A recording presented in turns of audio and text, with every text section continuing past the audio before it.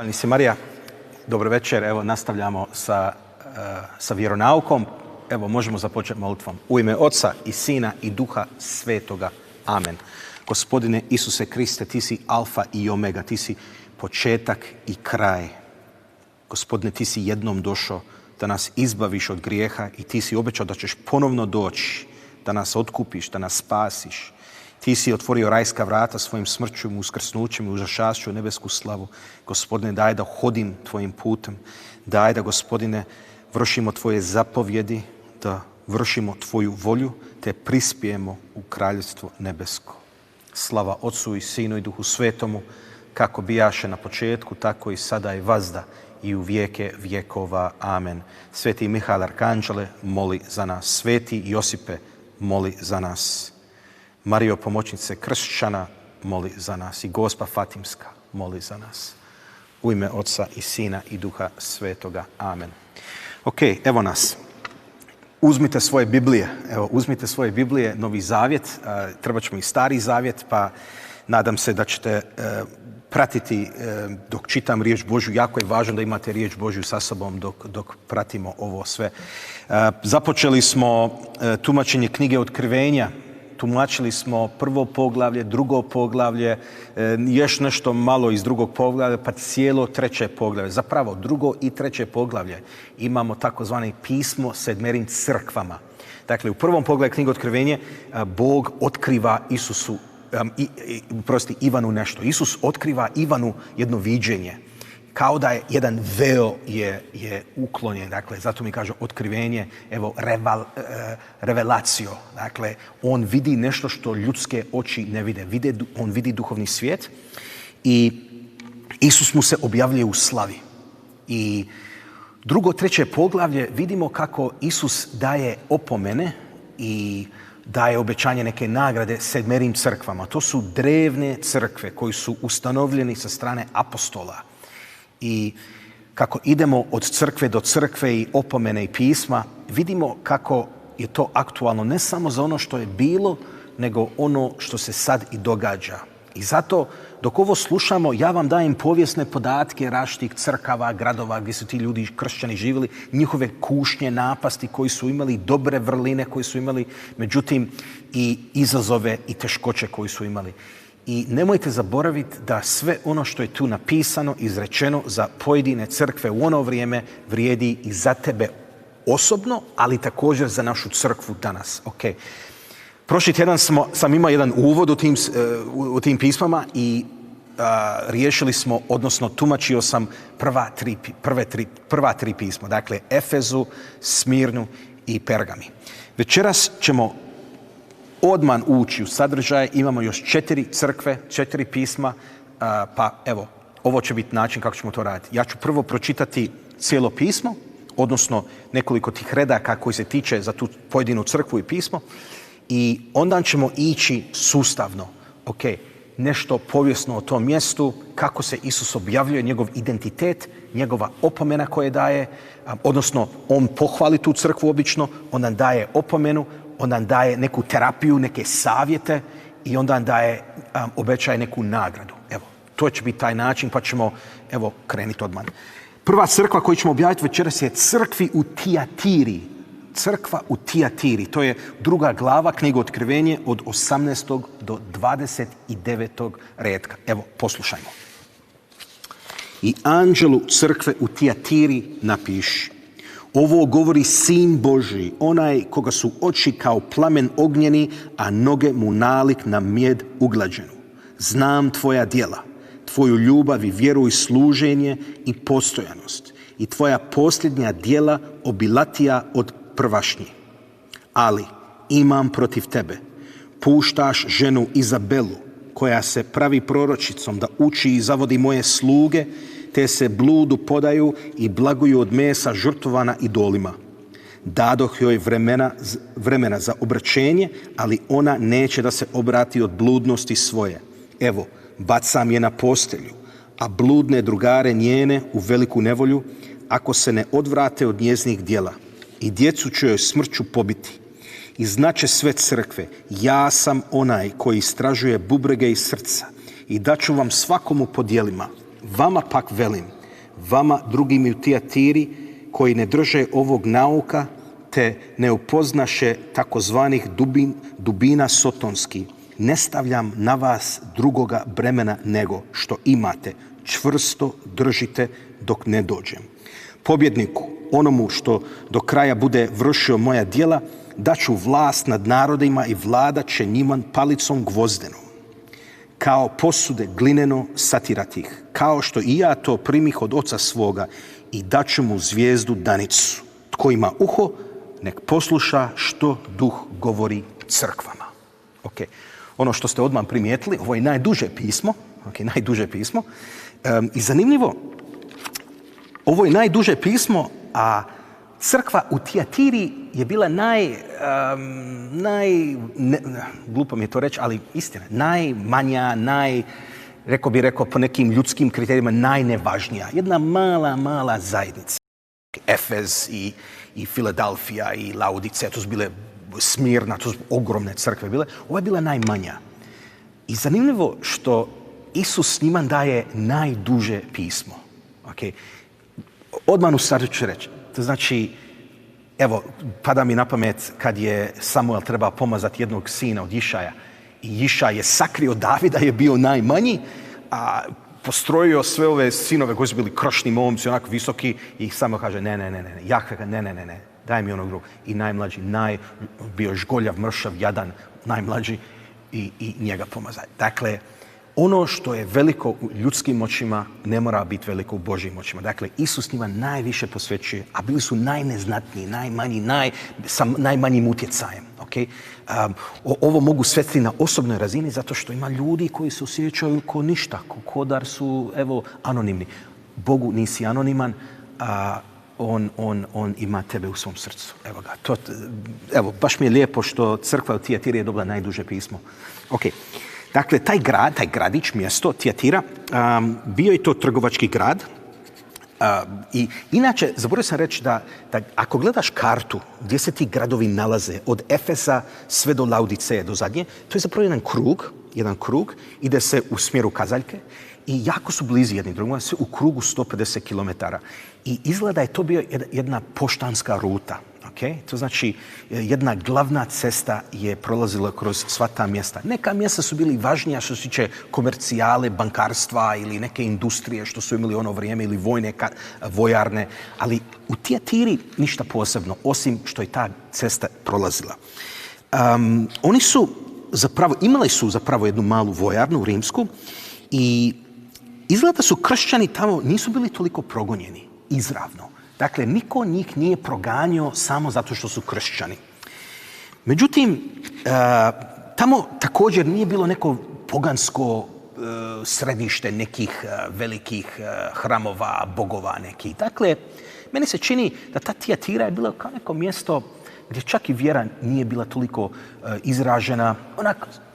Svaki je živio svoj život i činio ono svoje. Međutim, imali su relativan mir. Grad je bio poznat samo po tome što su proizvodili, dakle imali su tekstilnu neku vunu su radili i oni su bojali vunu i to prodavali. I također jedna specifičnost Tijatire, i to će biti jako važno za ovo što smo čuli, oni su imali nešto što bi danas nazvali neke obrtničke sindikate. Danas, vjerujem vi koji slušate i gledate, ste član nekog sindikata, nemam pojma, učitelja, profesora ili policaja, nemam pojma. Međutim, ono vrijeme to nije tako bilo bezazleno. Danas uđeš u sindikat i nema problema. Međutim, ono vrijeme sindikati su se nalazili ipak po tim hramovima i svaki sastanak ili susret tog sindikata je naravno žrtvovanje nekim bogovima. Šta je se dogodilo? Ako nisi dio sindikat, komercionalno, financijski propadaš. Ali ako si dio sindikata, onda moraš sudjelovati u tom žrtvovanju. Dakle, da se razumijemo, nitko nije proganjao kršćane zato što nisu se klanjali nekim bogovima. Niko nije njih ganjao po gradu ili hvatali, vršili linč ili tako. Ne, to ne. Međutim, ako si htio biti neko i nešto u to društvu, Tijatiri, ti si morao žrtvovati tim bogovima. Meni se čini da je to veliki problem negdje i danas. Dakle, govori se puno o slobodu vjere i tako dalje, ali ako ne prihvatiš, ako nisi politički korektan danas i ako ne prihvatiš neke sekularne norme, jel, a koji se možda protive kršćanstvu, s jedne strane nas niko ne proganja izravno, ali čim ti se ne klaniš tim malim bogovima danas koji naš sekularni svijet, itekako su kršćani isključeni. Tako da velika kušnja i napad za kršćane u Tijatiri nije bio izravan progon, nego ako ti nisi naš, ako ne klanjaš se našim bogovima, ti si nitko i ništa i ti financijski propadaš i tako dalje. To je taj vrlo subliminaran problem, ali jako velik problem zapravo, jer financijski propadaš. Ok, ako čitamo dalje, dakle, oni su bili suočeni sa problemom biti potpuno vjerni Isusu Kristu ili činiti mali kompromis. Ok, zato meni se čini da ovo pismo Tijatiri jako je aktualno za danas. Okay, jako je aktualno. To su oni mali kompromisi s kojim smo suočeni svaki dan na radnom mjestu, gdje imamo 100 načina, nažalost, gdje možemo kompromis činiti sa našom kršćanskom vjerom. Cijena je, ako si vjeran, da ćeš biti društveno marginaliziran, ismijavan možda i isključen, a s druge strane, ako kompromis činiš, nisi vjeran Kristu. Okay, to je bio problem za kršćane u Tijatiri. Ovako, kako se Isus objavljuje? Tu rečenicu ću ponovno pročitati. Isus kaže, ovo govori Sin Božji, onaj u koga su oči kao plamen ognjeni, a noge mu nalik na mijed uglađenu. Ok, mi smo ovo nešto slično čuli u prvom poglavlju, ali ću ponoviti. Dakle, ta Isusova pojava, dakle, u svakom pismu Isusov identitet se objašnjava na jedan drugi način. I svaki put kad se objašnjava njegov identitet, taj njegov identitet na neki način govori nešto toj crkvi, specifično njima s kojim su oni imali problem. Evo recimo, oči kao plamen ognjeni i noge mu nalik na mijed uglađenu. Zapravo, evo, ako uđemo u ono vrijeme, to je značilo konotacija opomena, ali također jedna prijetnja kazne. Dakle, izravno dolazi od proroka Danijela, 10. glava, gdje Danijel je također vidio čovjeka odjevene u lanene haljine, lice kao munje, oči kao baklja, ognjene, ruke i noge poput mjeđi uglađene. Dakle, Ivan zna šta piše, odnosno Isus, kad se objavljuje, Ivan je skužio da to dolazi od proroka Danijela. Radi se, naravno, o Isusu Kristu. Dakle, ognjene oči, to podsjeća na svetu ljutnju protiv grijeha i Božji pogled, zapravo, koji dopire do čovjekovog srca. Kao da Isus njima govori, gledaj, ljudi, gledaj moje oči. Ja vidim sve. Ja vidim one vaše male kompromise. Ja također vidim vaša ona diskretna, anonimna dobra djela koje vi činite, koje možda niko ne vidi. To vidim, ali također vidim vaše male kompromise. Ono što ti sebi opravdavaš u privatnost tvog života, ja to vidim. Okay? Isus je sveznajući. Isus sve vidi. Ognjene oči. Njegov pogled prodire. Također noge koji su ovdje, kako je opisano, noge mu nalik na mijed uglađenu, to znači oni su opasane kao čvrste, nešto čvrsto i zapravo nešto nepromjenjivo, nešto što je stabilno, nešto što stoji. Zašto je ovo važno? Dakle, Isusove noge su tako opisane, koji su čvrste, koji su stabilne, koji stoje. Dakle, Isus je nepromjenjiv, istina se ne mijenja. Sad možda u Tijatiri, neki moderni trend je bilo tamo i možda već jedna cijela generacija je prošla, pa možda ti apostoli su nešto krivo skužili, pa kako ćemo se mi prilagoditi? Pa ajmo mi prilagoditi istinu našom kontekstu. Ne. Istina se ne mijenja. Istina je istina. Istina je istina. I zato Isus u ovoj pojavi ognjene oči sve vidi, a također noge u mijedi, dakle, stabilan. Isus Krist je isti jučer, danas i uvijek. Ok, to vrijedi prije 2000 godina crkvi u Tijatiri, to vrijedi danas. Bez obzira kad ljudi kažu svi to rade, demokracija, većina ovako misli, Isus se ne mijenja. Isus se ne mijenja. Ok, to je Isusov identitet. Ok, pohvala. Ponovno ću pročitati pohvalu. Znam tvoja djela, tvoju ljubav i vjeru i služenje i postojanost i tvoja posljednja djela obilatija od prvašnja. Ok, to je super. Ok, Isus vidi njihova djela, Isus vidi da su oni zapravo, oni služe, čini djela ljubavi. Ako ste primijetili u ovoj pohvali, jako velika naglasak je na vanjska dobra djela, što je super. Ok, što je super. Svijet će nama napraviti jedan aplauz, nama aplaudirati kad imamo javne kuhinje, kad imamo staračke domove i tako dalje. I to je super. Svijet to voli. Međutim, crkva je puno više od dobra djela. Crkva je puno više od socijala. Ja znam da naš sekularni svijet bi jako volio da se mi samo time bavimo, niš drugo. Da samo hranimo glad, da rješavamo društvene probleme. I mi to radimo zapravo. Ja uvijek kažem, kad bi crkva u Hrvatskoj prestala raditi ono što radi tjedan dana, mi bi to osjetili. Evo, javne kuhinje, samo grad Zagreb, vrtiće. Veliki problem bi nastao, jer mi stvarno činimo dobra djela. Naravno, svijet nekad je slijep tome, ne vidi, ne želi to priznat.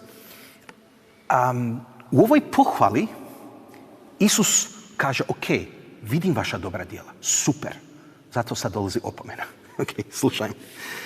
Dakle, da ponovim. Dakle, dotični kršćani u Tijatiri su činili dobra djela na vanjštini. Okay? I na prvi pogled bili su jako sređeni. Nisu bili progonjeni, radili svoja djela, svoje poslove i tako dalje. Dolazi opomena. Pročitat ću. Ali imam protiv tebe. Mislim, kako je meni strašno to začuti. Dođeš pred Isusom i on te pohvali. Evo, bio si dobar, krizmo si, da, činio si ali ima nešto protiv tebe. Strah i strepnja. Dakle, Isus kaže, ali imam nešto protiv tebe. Puštaš ženu Izabelu, koja se pravi proročicom da uči i zavodi moje sluge, te se bludu podaju i blaguju od mesa žrtvovana idolima. Ok, ko je Izabela? Ok, možda je bila neka Izabela u Tijatiri u ono vrijeme. Međutim, ako nešto ne razumiješ u Novom Zavjetu, pravila broj 1, zaviri u Stari Zavjet. Ivan je bio Židov, Isus je bio Židov i kad Isus daje svoje proročanstva, to je natopljeno u židovstvu. Okay? Mi, katolici, moramo bolje poznavati Stari Zavjet. I kao što ste vidjeli od prvog poglavlja, dakle, knjiga Otkrivenja, Stari Zavjet skače iz te knjige. Okay? Samo moramo to znati. Već sam citirao od proroka Danijela. Okay. Izabela je bila jedna opaka kraljica, jednog židovskog kralja, Ahaba, tamo, čini mi se, 9. 8. stoljeće prije Krista. I to je možda bilo najmračnije razdoblje Starog Zavjeta, jer ta Izabela je zavela svog muža, kralja Ahaba, da se klanja drugim bogovima, kananskim bogovima, Baal, takozvani Baal, bog plodnosti. I oni su činili odvratna djela. I ona je zapravo infiltrirala iznutra. Okay, ne kažem, možda i ona se klanjala i Bogu Jahvi. Nije to problem, oni su bili politeisti, ali se klanjala i drugim bogovima, posebno Baal, kananski bog. I ona je bila tako zlobna. Zapravo, gdje je njezina zloba bila? Ona nije htjela uništiti.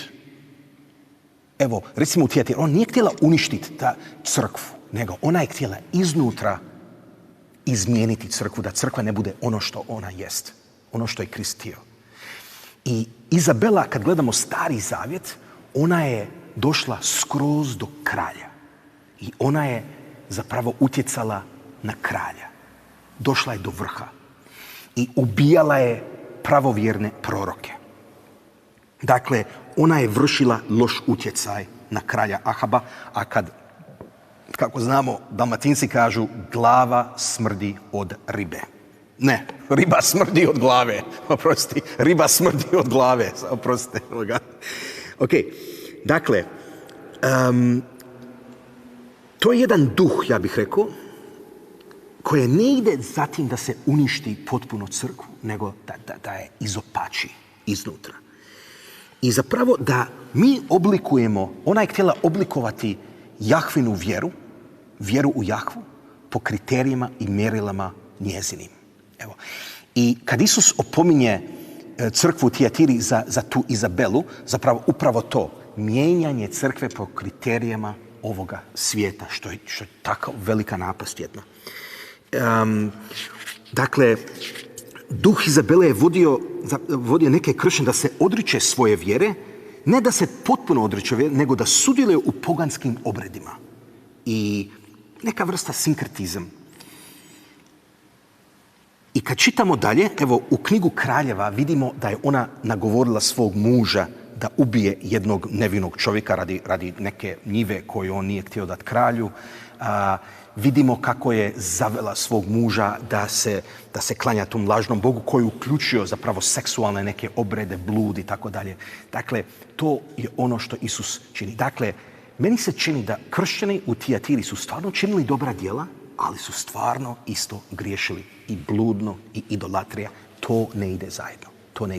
Čini mi se da kršćani u Tijatiri su bili komotni jako, bilo mi je okej, i kako im je bilo okej, oni su prihvatili stvarima ovoga svijeta.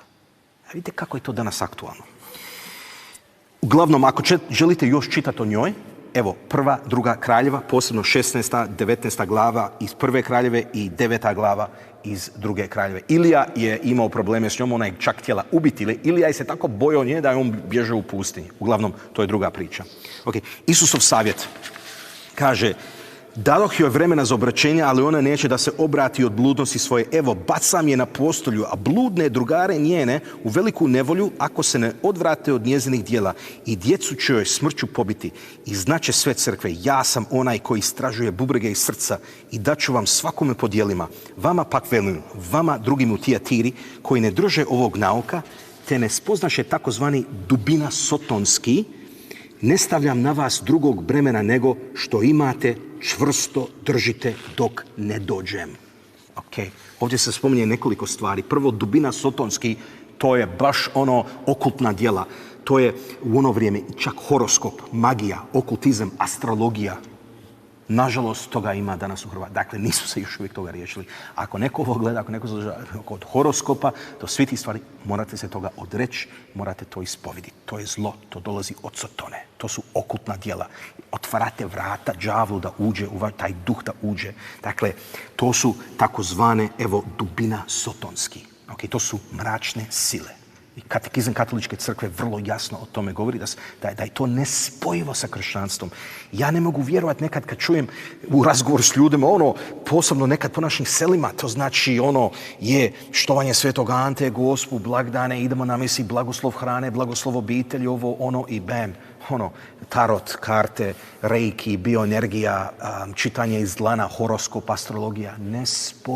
Nespojivo, to je grijeh protiv prve Božje zapovjedi. Isus ih opominje u 1. stoljeću zbog toga. Okay. Također, Isus kaže da istražuje bubreg i srce. Okay. To nisu samo naši organi, nego radi se o savjesti, naša dubina. Kad Sveto pismo spominje bubrege i tako dalje i te organe, misli se na ono najdublje u čovjekovo, da Isus zna šta se tamo događa. Isus želi i to očistiti kod tebe. Tvoje cijelo biće. I koji je savjet? Čvrsto držite dok ne dođem. Držite se. Ovako, meni se čini da u ono vrijeme tražilo se od kršćana u Tijatiri samo da se drže ono najosnovnije. I ponekad je to najvažnije. Ja uvijek kažem današnjim katolicima kad mi dođu na razgovor, ispovjed, kad se neka kriza, ja rekao, gledaj, idi na misi, moli krunicu, one najobičnije stvari, drži se toga, čitaj riječ Božju, ne možeš zalutat. Drži se onih običnih stvari, pučke pobožnosti, sakramentalni život, drži se toga i nećeš se poljuljati, ne boj se. Okay. Nagrada, kaže on, pobjedniku, onome do kraja vršio moja djela, daću vlast nad narodima i vladat će njima palicom gvozdenom kao posude glineno satirati ih, kao što i ja to primih od oca svoga, i daću mu zvijezdu danicu. Okay. Dvije stvari bi ovdje naglasio. Dakle, palica gvožđena, to je izravna aluzija na Davidova dinastija. Ako se sjećate prošli tjedan, ja sam rekao da kad čitamo 7 pisama, imamo također jedan pregled cijele izraelske povijesti, odnosno povijest spasenja. I pismo u Tijatiri predstavlja razdoblje izraelske monarhije. Okay? Razdoblje iz izraelske monarhije. Jer, evo, Izabela je utjecala na izraelske kraljeve.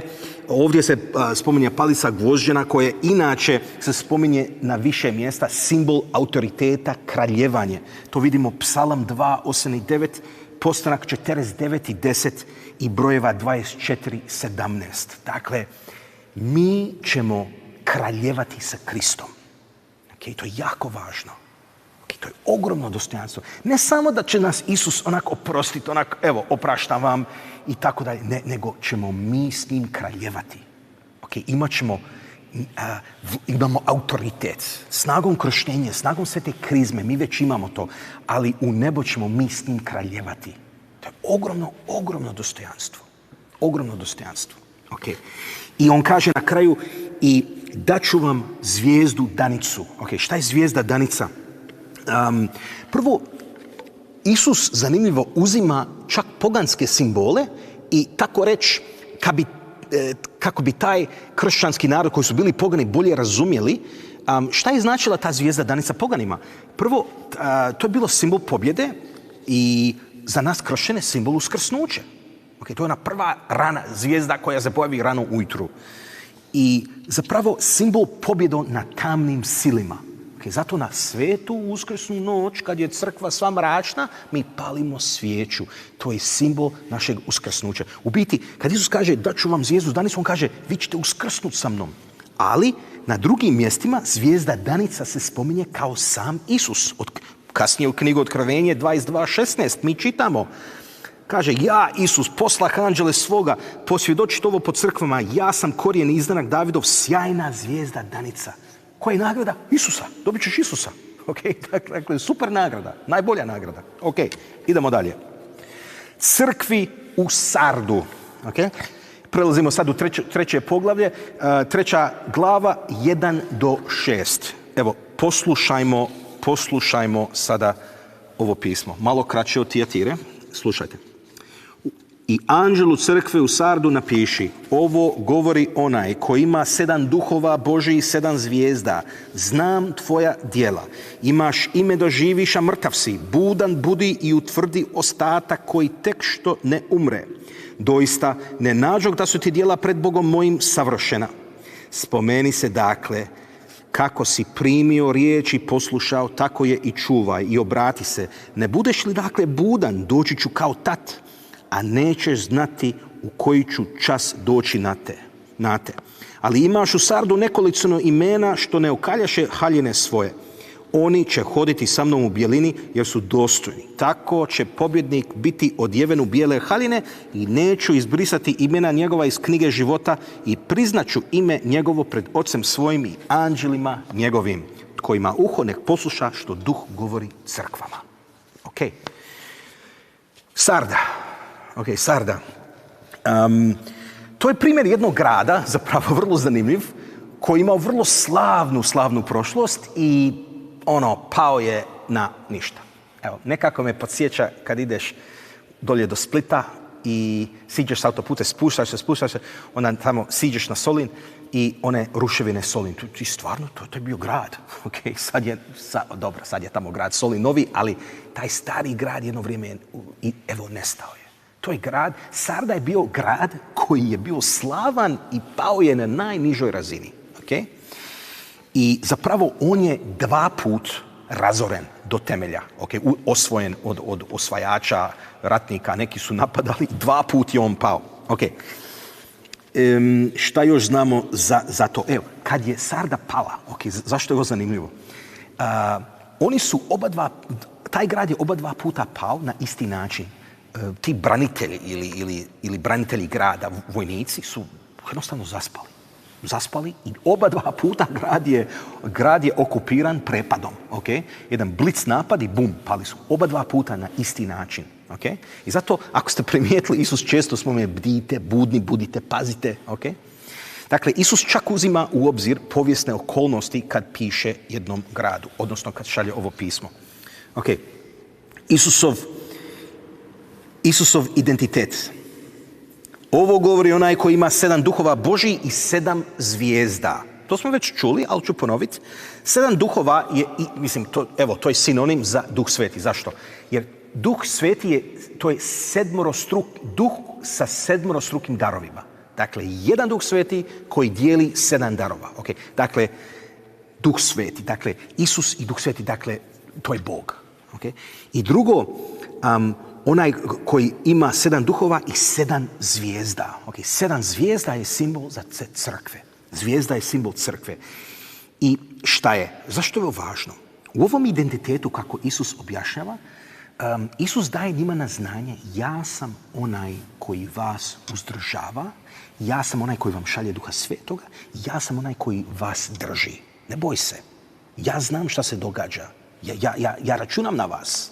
Okay? I koliko puta mi pitamo, Bože, di si ti? Isus ovdje u identitetu njima govori, objavljujući ovaj identitet, ja držim te 7 zvijezde, ja držim crkvu. To je moja crkva na kraj krajeva. Isus je gradio, Mateo evanđelje. Jel? Ok. Pohvala. Znam tvoja djela, imaš ime da živiš i malo dalje, ali imaš u Sardu nekolicno imena što ne okaljiše svoje haljine, oni će hoditi sa mnom u bjelini jer su dostojni. Ok, imaš ime koji živiš. Okay. Ovako, bijela haljina, već smo to objasnili prošli tjedan, ali bijela haljina podsjeća na našu krstnu milost. Kad ste bili bebe, kad je svećenik vas krstio, vi ste nosili bijelu boju. Katekumeni su doslovce odjeveni u bijeloj boji. I u našoj kršćanskoj tradiciji druga vazmena nedjelja, to je prva nedjelja nakon Uskrsa, se zove bijela nedjelja. Zašto? U drevnim vremenima kršćani bi na Svetu Uskrsnu noć odjelili bijelu boju, cijeli tjedan nose bijele boje i u nedjelju bi obložili tu bijelu haljinu ispred oltara. Bijela nedjelja. Okay? Evo ga. Dakle, ali bijela boja, bijela haljina imala značenje za pogane također. Naprimjer, pogani kad bi išli u svoj hram, nosili su bijelu haljinu, i zato, evo, misleći na službu Božju, dakle, idite u crkvi, u biti Isus kaže, idite u crkvi, okay? jer nositi bijelu haljinu značilo je ići u crkvi. Ali Isus ovdje također, oni će hoditi sa mnom u bjelini. Ovako, dakle, taj hoditi sa mnom, šta je to značilo kod pogana prvo? Kralj je imao jedan uži krug savjetnika, prijatelja i tako dalje i samo najbliži su smjeli s njim hoditi, recimo u njegovom vrtu. Okay? Dakle, hoditi s nekim znači biti jako blizak s tom osobom, čovjek od povjerenje i biti sjedinjen s tom osobom. Sjetimo se, Bog je hodao s Adamom, okay? u rajskom vrtu, Edenu. Okay? Bliskost. Okay? Šta Bog ovdje govori? Ti ćeš sa mnom biti. I to nije odnos kralj-sluga, nego najbliži kralju. Okay, to su prekrasne slike za nas. Opomena. Ako ste primijetili, više puta se spominje haljina, bijela haljina i tako dalje. Zašto? U Sardi su također imali tekstilnu industriju. Meni je baš super kako kad imamo ovo proročanstvo koje su tako mistična, onako sa onog drugog svijeta. U biti, bili su vrlo konkretna. Čovjek iz Sarde, kad bi ovo čitao, on bi jako dobro skužio što se događa. Dakle, spominje se haljine. Dakle, vi u Sardi koji se tako dičite tekstilnom vašom industrijom, evo, ja ću vam dati pravi tekstil, ja ću vam dati pravu haljinu. Nemojte se samo slanjati na to. Evo, to je ono što Isus govori. Ok, opomena. A mrtav si, budan budi i utvrdi ostatak koji tek što ne umre. Doista, ne nađog da su ti djela pred Bogom mojim savršena. Dakle, izgleda da su oni činili dobra djela neka, ali iznutra su bili mrtvi. I oni su imali dobru vanjštinu i dobru strukturu, sve najvjerojatnije to je bila dobra organizirana crkva, ali čini mi se da su isto iznutra nešto bilo trulo. I u Sardi, ako vidimo ove opomene, nema tu neke hereze. Nema tu neko krivovjere. On ne spominje Nikolaiti, one koji su išli u krivu ili neku Izabelu ili neko krivovjerje, klanjanje nekim drugim bogovima. Ali čini mi se da kršćani u Sardi su jako zgodno sklopili kršćanski život sa nekim grijesima. To ti danas mi čujemo, ja sam katolik, ali ne prihvaćam crkvi. Ma dobro, crkva govori o spolnosti, tako, ali, zašto? Ja sam katolik, kršćan, ali ja ću si ovo priuštiti. Dakle, ovo je tako aktualno danas. Oni su bili pravovjerni. Oni su bili pravovjerni, ortodoksni u svojoj vjeri, ali su bili nemoralni. Priuštili su se neke stvari, onako, ispajali su to sa svojim kršćanstvom. Vidite kako je to zanimljivo, kako u ono vrijeme iste probleme koji danas. I oni također izgleda nisu bili progonjeni. Oni su imali neku lažnu sigurnost, kao oni su se dobro uklopili u taj poganski svijet. Dakle, po ničemu se nisu razlikovali. I Isusov savjet, spomeni se dakle, kako si primio riječ i poslušao, tako je i čuvaj i obrati se. Ne budeš li dakle budan, doći ću kao tat, a nećeš znati u koji čas ću doći na to. Dakle, Isus sad spominje da će doći kao kradljivac, da budu budni. Zašto baš kršćanima u Sardi spomene? Zato što je Sarda pala 2 puta jer branitelji nisu bili budni i vojska je osvojila grad 2 puta na prepad. Dakle, Isus koristi vokabular i situaciju da oni bolje razumiju. Nemojte zaspati, čuče, bdite. Bdite nad sobom. Bdite nad svojim životom. Prvo, nikad ne znaš kad ćeš umriti, stati pred Gospodinom. Drugo, mi ne znamo kad će Isus doći. Okay? I možda će netko ko ovo sad gleda stati pred Gospodinom večeras. Bdite. Okay? Pazite. Držite se svoje vjere. Okay? Dakle, budnost zapravo bi trebala biti jedna karakteristika svi nas kršćana. Dakle, moramo bditi protiv napasti, moramo bditi protiv neistina, hereze koji uvlače se unutar naše crkve i moramo bditi nad našim savješću da uvijek budemo čisti pred Gospodinom. Ovako, također naša budnost podrazumijeva da Krist nas gleda. Okay? Isus ovdje također se spominje sjećanje i obraćanje, spomeni se. Okay. Jako je to važno, evo, da se mi sjetimo naše milosne trenutke sa Kristom. Dakle, sjećanje je velika tema unutar kršćanske naše vjere. Ako ste ikad imali čast biti u jednoj židovskoj obitelji za Pasku, oni cijelu večer se sjećaju velika djela koje je Gospodin činio. I to je toliko važno. Isus je rekao na posljednjem večeru, ovo činite meni na spomen, sjetite se. I nije slučajno da hebrejska riječ za sjećanje je zakar, što također znači za muškarac. Jel? Dakle, zato Isus kaže, ovo činite meni na spomen. Sjetite se ovo i činite to. Okay? Dakle, liturgija. Okay. Dakle, nagrada. Koja je nagrada? Isus kaže, tako će pobjednik biti odjeven u bijeloj boji, neću izbrisati imena njegova iz knjige života i priznat ću ime njegovo pred Ocem svojim i anđelima njegovim. 3 nagrade imamo, 3 nagrade. Prvo, mi ćemo biti odjeveni u bijeloj boji. Ok, to sam već objasnio. Ok, to znamo da je to sudjelovanje na gozbi, simbol čistoće, simbol pobjede, simbol, evo, toliko finih stvari. Kaže, neću izbrisati imena njegova iz knjiga života. Kraljevi u ono vrijeme, doduše iz poreznih razloga i vojničkih razloga, imali su popis građana. Okay? Kad bi neko učinio neki delikt protiv cara, briše se njegovo ime, gubiš građanska prava. Okay. Isus koristi tu analogiju. Ja vas imam zapisano, ja vas neću zaboraviti. I priznaću se ja vašim pred Bogom Ocem. Okay. Crkva u Filadelfiji. Okay. Ne američka Filadelfija, nego ona prava Filadelfija. Okay. Otkrivenje 3, 7 do 13. 7 do 13, ovako. Poslušajmo. I anđelu crkve u Filadelfiji napiši, ovo govori sveti, istiniti, onaj koji ima ključ Davidovi. Kad otvori, nitko neće zatvoriti. Kad zatvori, nitko neće otvoriti. Znam tvoja djela, evo, otvorio sam pred tobom vrata kojih nitko zatvoriti ne može. Doista, malena je tvoja snaga, ali očuvao si moju riječ i nisi zatajio mog imena. Evo, dovest ću neke iz sinagoge Sotonine koji sebe zovu Židovi, a nisu, nego lažu. Evo, prisilit ću ih da dođu, da ti se do nogu poklone, te upoznaju da te ja ljubim. Budući da si očuvao moju riječ o postojanosti, i ja ću očuvati tebe od časa kušnje koji ima doći na sav svijet, da se iskušaju svi pozemljari. Dolazim ubrzo, čvrsto drži što imaš, da ti nitko ne ugrabi vijenca.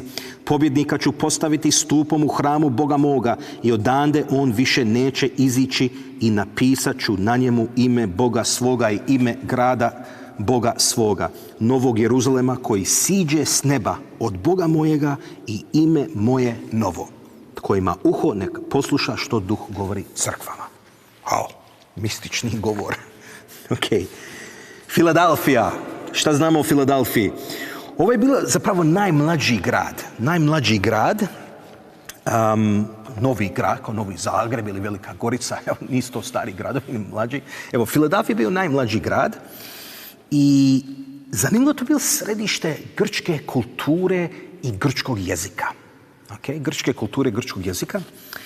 I oni su, kako bi to objasnio, oni su imali kao neki profesori, ne znam koju riječ bi ja koristio, koji su išli po cijelom carstvu i koji su podučavali ljude, koji su bili kao neki filozofi, lingvisti i oni su podučavali ljude grčku kulturu i grčkog jezika, kao neki misionari grčke kulture, evo tako. I oni su se bavili lozom, imali su puno loze, vino, tako najvjerojatnije rakiju su radili, isto ne znamo to, ali je to vino sigurno. I zanimljivo, jedan podatak za nas aktualno u ovo vrijeme, posebno mi u Zagrebu, oni su imali ogroman problem sa potresima. Toliki problema su imali potres. To je se zemlja tresla stalno. I oni su imali male potrese. Možeš misliti u ono vrijeme kad znanost nije bila razvijena, šta su ti jadni ljudi mislili o tome, zemlja ti se trese i tako. Koliko je ulijelo straha kod nas danas, ovih dana, zadnjih mjesec dana, kamoli u ono vrijeme. Dakle, puno potresa je bilo u to vrijeme u Filadelfiji. I šta je se događalo? Jedna specifičnost. Budući da taj grad se rušio često zbog tih potresa, carevi su pomagali. I svaki put kad bi jedan car njima pomogao, oni bi mijenjali svoje ime privremeno. Dakle, kroz povijest, oni su 1, 2, 3 puta mijenjali svoje ime. Na čast tog cara koji je ponovno sagradio njihov grad. Vrlo zanimljiv podatak koji sam naišao. I zanimljivo, ovo je zapravo bilo najupornija kršćanska zajednica. Do dan danas tamo ima kršćana i biskupa. Evo ga. Super, zanimljiv podatak također. Dakle, ovo je jedan od crkava koja je opstala do dana danas. Evo. Ok. Isusov identitet. Isus ovo govori sveti, istiniti, onaj koji ima ključ Davidov i kad otvori nitko neće zatvoriti, kad zatvori nitko neće otvoriti. Ok, imamo 3 stvari. On je svet, on je istinit i ključ. Ok?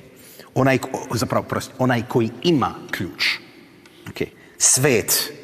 U Starom Zavjetu svet je riječ, pridjev koji se samo pripisuje Bogu. Samo je Bog svet. Bog je jedini svet i izvor svake svetosti. To čujemo u himnan slava. I to je grčka riječ hagios. Hagios. Što zapravo znači, kad prevedemo sa hebrejskog, što zapravo znači različit i odvojen. Okay? Kasnije u Novom Zavjetu ta svetost se preljeva na kršćane. I zato Pavao govori da sveti u Korintu ovo, ono, i mi slavimo svoje svece koji su u nebo. Dakle, Bog je izvor svetost koja se širi na drugo. I po čemu smo mi sveti? Mi smo različiti od ovoga svijeta i na taj način smo mi odvojeni za njega. Okay? Kao, evo, to je porijeklo te riječi. Dakle, Bog je svet. I vidimo, evo, kod Izaije često se to spominje. Izaija 6.3, kad je Izaija u 6. glavi vidio ono mistično viđenje. Vidio je nebo kao Ivan, ok? I šta je vidio? Vidio je anđele serafini koji stoje pred Bogom i koji pjevaju svet, svet, svet. I to ćemo vidjeti na nekom sljedećem vjeronauku kad je Ivan također vidio svet, svet, svet. Dakle, Bog je svet. 3 puta. To znači 3 puta ponavljati je savršena svetost. Evo ga. Evo, kod Izaije imamo Izaija 43.15 također, ja sam Jahve, svetac vaš, stvoritelj Izraelov, kralj vaš. Okay. Isus kaže da je on istinit. Okay. Riječ za istinit je alethinos, što zapravo znači stvaran i realan. Okay. Dakle, dakle, nije samo istina koju ja govorim, nego Isus jest istina. Okay. Isus nije samo govorio neke istine, on je istina. On će sam reći, ja sam put, istina i život. To je prošle nedelje smo čuli u Evanđelju. I on je izvor istine, on jest istina. I on kaže da on ima ključeve. Ključevi su apsolutno simbol autoriteta. I kao što sam rekao, ako želite vidjeti značenje nešto u Novom Zavjetu, zavirite u Stari Zavjet. I imamo u knjige proroka Izaije 22.22, vrlo lako ćete to upamtiti. gdje je jedino mjesto u Starom Zavjetu gdje se spominje neke misteriozne ključeve. Dakle, u Davidovoj dinastiji, bio je jedan Šebna koji nije bio dobar ključar, ili na kraljevskom dvoru bio jedan čovjek, ne znam koju riječ bi ja koristio, nešto kao premijer ili evo drugi čovjek do kralja koji imao ključeve palače, i kralj je imao toliko povjerenja u tog čovjeka da je dopustio njemu da pusti nekoga unutra ili vani. Jel? Ključeve autoriteta. I Isus kaže da on ima ključ. I gdje ćemo ponovno vidjeti te ključeve? Matejo evanđelje. I šta Isus radi? Isus kaže, Petre, ti si Petar stijena, na toj stijeni ja ću graditi svoj crkvu, tebi ću dati ključeve. Evo, znači, te ključeve su prenesene, ne mislim doslovce na neke željezne ključeve ili ne znam što već, nego taj autoritet je preneseno na crkvu. Na crkvu. Pohvala. Znam tvoja djela. Evo, otvorio sam pred tobom vrata koji nitko zatvoriti ne može doista. Malena je tvoja snaga, ali očuvao si moju riječ i nisi zatajio mog imena. Stop ovdje. Super mi je ovdje što kaže malena je tvoja snaga, ali si očuvao. Čujte to, ljudi moji. Slušajte te riječi. Toliko ljudi sebe podcjenjuju da ne mogu. Kad si najslabiji, tad je Isus najjači u tebi. Tad možeš dopustiti Bogu da bude Bog. Ustrajte. Osjećaš da imaš malu snagu, ali Isus vidi ono što činiš. Sjeti se onog dječaka, kad je Isus htio nahraniti 5000 ljudi, taj dječak, molim se za vjeru tog dječaka koji je dao Isus ono malo što ima, 5 kruhova, 2 ribice i Isus umnaža. Dakle, mala je tvoja snaga, Isus to zna, ali održi njegovu riječ. Kaže, i evo dovest ću neke iz sinagoge Satoline koji sebe zovu Židovi, a nisu, nego lažu. Evo, prisilit ću ih da dođu, da se do nogu poklone, te upoznaju da ja te ljubim i tako dalje. To smo već čuli. Šta se ovdje događa? Prvo, Isus, ako si primijetio, u Filadelfiji spominje vrata. Zašto? Već sam nešto spomenuo za grčku kulturu. Smatrali su da je Filadelfija vrata grčke kulture. Dakle, kršćanin u Filadelfiji, kad ovo sluša, kad čuje vrata, zna točno šta Isus govori. Isus njima govori, parafrazirajući reći, kao što ovi vaše poganski kolege su misionari grčke kulture i Filadelfija kao vrata grčke kulture jezik, tako i vi, vrata. On njih poziva na evangelizaciju, da budu misionari, da šire evanđelje. Kao što vi šire grčku kulturu jeziku, vi širite kršćanstvo, vi širite evanđelje, riječ Božju. To je ono što Isus njima govori. I on kaže, nagrada će biti da će ljudi doći se tebi, vama pokloniti. Dakle, u Starom Zavjetu ovo je nešto što je bilo obećano Židovima u Starom Zavjetu, da će se poganski narod se njima pokloniti zbog njihove vjere. A sada se to prenosi na crkvu. Dakle, punina dolazi do crkve. Dakle, Židovi su naša braća u vjeri, naša starija braća u vjeri. Dakle, prvi su apostoli bili Židovi. I sva ta proročanstvo koje je dano Židovima zapravo se ispunjava ovdje u našoj crkvi. I vidimo na više mjesta gdje je to obećano. Izaija 60:14, Izaija 45:14. Izaija je jako važan prorok. Izaija 49:23. Neću sad sve, samo ću jedan pročitati, pa možete dalje ovo pročitati. Kaže, k tebi će sagnuti, dolaziti sinovi tvojih tlačitelja pred noge ti padat koji te prezirahu. I još jedan, ajmo kad smo već tu. Kraljevi će biti tvoji skrbnici, a kneginje im tvoje dojkinje. Klanjat će se licem do zemlje i prah će lizat s tvojih nogu i značeš da sam ja Jahve koji se u ime uzdaju, neće se posramiti. Drugim riječima, mi u crkvi moramo znati da konačna pobjeda je u Kristu, gdje ćemo se svi njemu se pokloniti. Ne ovdje toliko na zemlji da će to ovo biti ispunjeno, nego u nebo. Zato ustraj u svojoj vjeri. Opomena. Nema opomene. Blago ljudima u Filadelfiji. Isus nije rekao imam ovo protiv tebe. Super su oni bili. Nema opomene. Vrlo zanimljiv. Ali on njima daje jedan savjet. On kaže, čvrsto drži što imaš da ti nitko ne ugrabi vijenac. Drugim riječima, tvoja vjera koju si jednom primio, možeš izgubiti. Dakle, Gle, ako ja ne uzdržavam ovu crkvu, ako ne uzdržavaš tvoj auto, svoju kuću, evo, propast će sve. Vjera je nešto što moraš držati i ta glagol držati je nešto aktivno. Ne pasivno držati, nego oplemenjivati, čuvati, gajiti. Evo ga, to je ono što Isus čak njih dobro hvali i samo držite to. Evo, uzdržavajte to. Vjera se mora uzdržavati. Ljubav se mora uzdržavati. To vi znate u braku.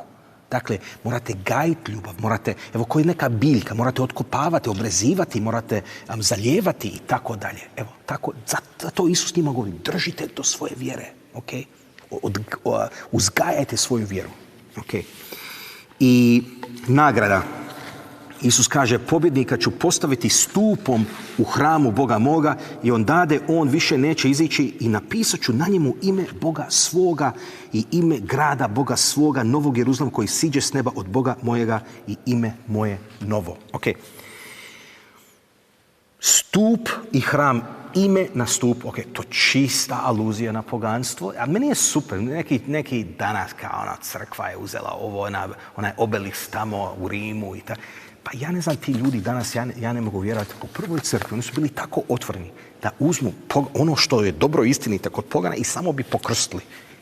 Isus se poziva, šta su pogani radili? Kad bi neki poganski svećenik umro, šta bi radili? Uklesili bi njegovo ime u stupu u tom hramu.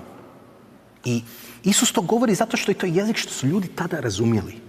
To je bio simbol časti. Isus kaže, ja ću tebe počastiti, tvoje ime ću ja upisati. Okay? I neću te zaboraviti. Vidite kako Isus bio otvoren. Okay? Dakle, uzeo te tradicije, običaje, čak iz poganskog svijeta, kako bi ljudi bolje razumjeli. I danas su ljudi tako, vide poganštine svugdje. Okay? Crkva je makar u tome da pokrsti te stvari. Okay? Ono što je plemenito je dobro. I to mi radimo, to zove inkulturacija. To mi radimo 2000 godine. To je Isus radio, to su apostoli radili. Okay? I kaže on, dakle, i napisat ću ime, to sam već rekao, i stup u hramu zapravo podrazumijeva trajno prebivanje kod Boga. Dakle, hram je mjesto gdje Bog prebiva, ti ćeš biti stup u tom, to će stalno biti kod Boga. To je prekrasna slika.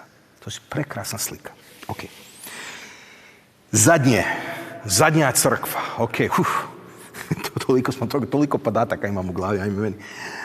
Ali najzanimljivije. Ok. Crkva u Laodiceji. Ok, ovo je strašno. Ok, slušajte. Zadnja crkva. I anđelu crkve u Laodiceji napiši, ovo govori Amen, svjedok vjerni i istiniti, početak Božjeg stvorenja. Znam tvoja djela, nisi ni studen ni vruć. O, da si studen ili vruć, ali jer si mlak, ni vruć ni studen, povratit ću te iz usta. Govoriš, bogat sam, obogatih se, ništa mi ne treba, ali ne znaš da si nevolja i bijeda i ubog i slijep i gol. Savjetujem ti, kupi od mene zlata u vatri žežene, da se obogatiš i bijele haljine, da se odjeniš, da se ne vidi tvoja sramotna golotinja i pomasti, da oči pomažeš i vidiš. Ja korim i odgajam one koje ljubim. Revam budi, obrati se, evo, na vratima stojim i kucam, posluša li tko glas moj, otvori mi vrata, unići ću k njemu i večerati s njim i on sa mnom. Pobjednika ću posje sa sobom na prijestolje svoje, kao što i ja, pobjedivši, sjedok s ocem svojim na prijestolje njegove. Tko ima uho, nek posluša što duh govori crkvama. Ok, ovako. Ako ste primijetili, nema pohvale. Ovo je jedina crkva gdje nema pohvale.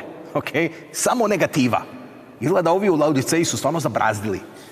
Ok, ajmo nešto čuti o Laodiceji. Ovako. Laodiceja zapravo Laodiceja jest gradić zapravo koji je bio vrlo, vrlo bogat, to smo mogli primijetiti čak u ovom pismu, i oni su se također bavili tekstilnom industrijom i također su imali liječilište za bolesti očiju i za uši. Dakle, ja imam problem s očima, ako vidite da bulim dolje, to meni dobro došlo. I zapravo najveći problem također u Laodiceji nisu imali vodu. oni nisu imali vodu, oni su imali neke akvadukte napraviti, nisu uopće imali vodu, koji je bio veliki problem. Ali to je bilo veliko financijsko i bankarsko središte i također kad god bi se potres, jednom se potres njima dogodio i čak su odbili novce od cara jer nisu htjeli biti onan dužni njemu. Oni su bili tako bogati. Evo, to su zanimljive stvari iz povijesti. I oni su proizvodili neke kapi, neku pomast, kapi za uši i za oči. I oni su to izvozili svugdje. I ne samo što su imali tekstilnu industriju, oni su imali monopol, tvoj trademark neki, onaj gornji plašt koji su ljudi nosili u pustinji i samo su oni to radili. I oni su imali neki monopol i to je se toliko izvozilo da izgleda da su oni bili jako, jako bogati. Okay? I zanimljivo, Isus ništa dobro nema njima za reći. Okay? Ništa dobro. Okay? Čak Pavao spominje njih u poslanici Kološanima 4.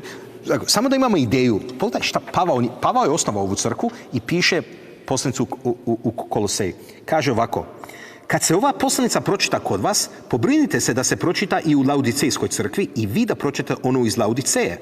I recite Arhipu, to je bio biskup njihov, pazi na službu koju si primio u Gospodinu, ispuni je. Ok, ovo je važan detalj iz poslanice Kološanima, gdje Pavao govori njima da kaže biskupu u Laudiceji, koji se tad zvao Arhip, radi svoj posao. Radi svoj posao. Popustio je. Ok, Isusov identitet. Ovo govori Amen. Isus se zove ovdje Amen. Svjedok vjerni, istiniti, početak Božjeg stvorenja. Vrlo neobično ime Amen. A šta znači Amen? Kad gledamo Stari zavjet, ok, pravila, nešto iz Novog zavjeta ne razumiješ, idi u Stari zavjet, vidimo Izaija 65:16, zapravo Amen je ono zadnje. Okay, Isus ovdje kad kaže da je Amen, on je zapravo, on je kapak. Okay, on ima zadnju riječ, on je Amen. Okay, Amen dolazi, tako neka bude. Okay, kad Isus kaže tako neka bude, Amen. Dakle, Isus je Amen. Dakle, mi ne moramo gledati dalje od Isusa. Izgleda u Laodiceji ljudi su imali druge neke kriterije. Isus je kriterij. Ja mjerim svoj život po Isusu. On je moje mjerilo. Ne moja karijera, ne. Isus je Amen. Točka. Evo ga. Kad Isus kaže da je on svjedok, u ono vrijeme, ako si imao dobrog svjedoka na sudu, taj svjedok je izvor istine. On zna sve o tebi, o situaciji. Isus sve zna. On je svjedok. I on je početak stvorenja. Što znači, Isus je izvor tvog života. Izgleda, ovi u Laodiceji su malo bili samodostatni. Isus njima govori, ja znam sve. Ja sam počelo svega. Ja sam izvor svega što vi jeste. Okay? U ovom identitetu mi vidimo probleme koji su bili kod kršćana u Laodiceji. Pohvala. Nema pohvale. Okay? Nikakve pohvala. Opomena. Znam tvoje djela, nisi ni studen ni vruć, da si studen ili vruć, ali jer si mlak ni vruć ni studen, povratit ću te iz usta. Govoriš, bogat sam, obogatih se, ništa mi ne treba, a ne znaš da si nevolja i bijeda i ubog i slijep i gol. Ok, ja ne volio da me Isus povrati. Povraćanje je užasna slika. Katastrofa, jel? I kaže on, i nevolja i bijeda i ubog i slijep i gol. Isus kaže, vi koji proizvodite pomaz za očiju, u biti od vaše bogatstvo što vi to prodajete, ti si duhovno slijep, čovječe. Vi koji radite toliko u tekstilnoj industriji, čak imate svoj trademark, vi ste goli, vi ne vidite vlastitu golotinju i sramotu. Okay? To je ono što on kaže. Ovo je zapravo najoštrija opomena dana nekoj crkvi. I zapravo Isus osuđuje njihovu indiferentnost, neutralnost i zapravo on njima govori, su strašno biti, što ću ja sad reći, ali Papa Franjo je to rekao, bolje ne biti kršćanin nego svakakav kršćanin. Okay? Jer kaljimo njegovo ime. Mi okaljimo njegovo ime. Koliko puta ljudi psuju, hvaljeni si, nemoj mi hvaliti Isusa ako psuješ. Nemoj. Skloni tu krunicu, čovječe, nemoj. Dakle, nemoj okaljiti njegovo ime. Ime nad svakim imenom. To Isus njima što govori. Dakle, ti kršćani u Laodiceji su bili tako samouvjereni, tako samodostatni i uvjereni u svoje bogatstvo i zemaljski napredak, zapravo da su se oslijepili duhovno I Isus njima govori, oni koji liječe ljude od fizičke bolesti očiju, on kaže, vi ste slijepi, čovječe. I oni koji toliko proizvode da se ljudi odjene, vi ste goli, čovječe. U sramoti ste se ogolili. Jel? Dakle, zanimljivo, taj plašt se zove trimita. Trimita. Baš je bio neki trademark njihov, onaj poseban plašt koji se po cijelom carstvu se to prodavalo. Ovako, u Starom zavjetu golotinja je simbol sramote, a odjevanje je simbol časti i dostojanstva. Sjetimo se kad je povratak izgubljenog sina. Šta je otac napravio? Odjenuo ga je plaštem, dao mu je obuću, čast i dostojanstvo. Čitamo kod proroka Izaije, glede golotinje, tako će kralj asirski odvest sužnje iz Egipta, izgnanike, iz Kuša, mlade i stare, gole i bose, otkrivenih zadnjica, sramote Egipta. I dalje čitamo, dakle, evo, ne trebamo dalje čitati, ali evo, tamo hoću reći da je golotinja simbol grešnosti, sramota. Bili su duhovno goli i slijepi. Ali zanimljivo, molim vas ovo upamtite. Dok Isus je dao najoštriju opomenu kršćanima u Laodiceji i uopće im nije dao nikakvu pohvalu, zanimljivo, nagrada je najljepša. Nagrada je najljepša. Drugim riječima, koliko god si ti zabrazdio, koliko god si ti pao na najnižoj razini grešnosti, uvijek ima šanse. I zato Isus kršćanima Laodiceji koji nisu nikakvu pohvalu čani za najbolju nagradu ako se vrate. Isus njima kaže, evo, na vratima stojim i kucam. Poslušajte tko glas moj, otvori mi vrata, unići ću k njemu i večera s njim i on sa mnom. Pobjednika će posjest sa sobom na prijestolje svoje kao što i ja, pobjedivši svjedok s ocem svojim na prijestolje njegovom. Mi proši da nas potraži. Meni je super kad je Isus primio krštenje na obali rijeke Jordan, da je upravo tamo najniža točka kugle zemaljske. Isus je spustio u blato one obale, ušao u ono blato, najniža točka da nas iščupa. Da nas iščupa. I iako nema nikakve dobre stvari za kršćanu da su tako nisko pali, ako se vrate, najbolja je nagrada. Zato vi koji ste mi koji smo u grijehu zapravo, počevši od mene, nikad nije kasno. I Bog te ljubi, Bog je milosrdan, samo se vrati. I ono što je lijepo, Isus kuca. On neće provaliti u tvoje vrata, on kuca. On poštuje tvoju slobodu. I tu dolazimo do tajstva onog postojanja pakao. Zašto postoji pakao? Jer Isus radikalno poštuje našu slobodu, jer nas toliko ljubi, da nam daje slobodu, a sloboda je uvjet ljubavi, gdje Isus kaže, ja te toliko volim da ti dajem slobodu da me odbiješ, a kad odbiješ Isusa, onda si odvojen od izvora života i zato pakao postoji. Ja? I zato Isus samo kuca. On ne provaljuje, on kuca. To su prekrasne riječi. Evo na vratima stojim i kucam. Kucam na srce tvoje. Dolazim. Zadnji vapaj, Isus jednom zadnjih vapaja sa križa, žedan san. Bio žedan za vodu, naravno, ali je žedan za tvoju dušu. Isus je došao radi toga. Dakle, to kucanje na vrata podrazumijeva da je kraj blizu. To je isto eshatološki znak da je kraj blizu. To vidimo kod Luka 12, Marko 13. Marko 13 kaže, tako i vi kad vidite da se to zbiva, znajte, blizu je na vratima. Dakle, to je simbol da ja dolazim. Ja dolazim i blizu je. Međutim, ima jedno ljepše tumačenje. To kucanje podsjeća na pjesma nad pjesmama. 5. glava, redak 2 do 6. Neću sve pročitati, ali vidim onaj muškarac koji traga za svojom ljubljenom ženom, on dolazi do nje i on kuca. Isus ovdje govori kao da je zaručnik koji dolazi po svoju zaručnicu crkvu. Prekrasna slika. Dakle, ovo je najljepša slika. Čak ima jedna slika, ne znam, umjetnička slika gdje Isus stoji i kuca na vrata. To je to. Isus kuca na tvoje vrata. Isus želi ući u tvoj život, ali neće ući ako mu ne dopustiš. On dolazi po tebe. Dolazimo do kraja. I Isus kaže, posjest ću te sa stolom i večerati. Wow! Kako je to lijepo. Antički narod su imali 3 obroka. Doručak, ručak, večera. Jel? Doručak se zvao akratisma, što je bio kao komad suhog kruha, eventualno umačeš u nešto onako, ali suhi kruh za doručak. Jel? A ručak se zvao ariston To je krus, neki sir ili mast, tako malo obilnije, ali ništa posebno. A večera se zvao deipnon. To je riječ. Isus kad kaže večer deipnon, a šta je deipnon? To je zadnji obrok, gdje nakon radnog dana se nasloniš, gdje uživaš, prebivaš. Večera je puno bogatija, obilnija, dakle gozba, deipnon. I zapravo to je zadnji obrok, opušteno, s užitkom. To Isus želi s tobom. Mi smo pozvani na svadbenu gozbu kralja Jaganjska. Ovdje je euharistijska slika vrlo jasna. Okay? Dakle, to je, ponavljam, ovo za Laodiceju, ovo mi je najdraže pismo, zato što zapravo uvijek ima nade. Okay? Dakle, opomena je najteža i oštrija, ali nagrada je najljepša. Isus želi s tobom sjest, Isus želi s tobom prebivati i Isus želi s tobom, biti sjedinjen. To je ono što Isus govori. Okay. Na kraju, zadnja stvar. Ako ste primijetili, zadnja rečenice svakog pisma je isti. Okay? Ali nisam ga tumačio. Jesam možda na početku, ali ću još jednom.